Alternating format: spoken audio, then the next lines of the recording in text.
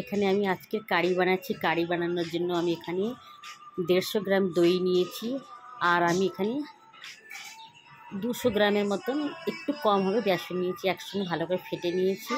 হলুদ গুঁড়ো, লঙ্কা গুঁড়ো দিয়ে, লবণ দিয়ে ভালো করে ফেটে আমি বসিয়ে দিয়েছি।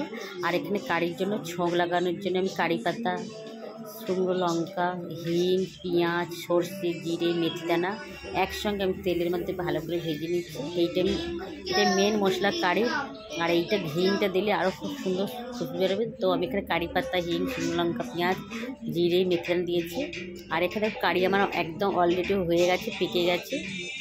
কারি দেখো খুব সুন্দর খুশবু বেরোচ্ছে, সেন্ট বেরোচ্ছে। এবারে আমি এর মধ্যে ছোঁকটা লাগিয়ে দেবো কারির মধ্যে।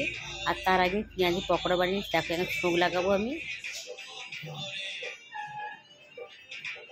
ছোঁক লাগিয়ে দিয়েছি। আর তার আগে পেঁয়াজের পকোড়া বানিয়েছিলাম। পেঁয়াজের পকোড়াগুলো দেওয়ার পরেই আমি ছোঁক লাগিয়েছি।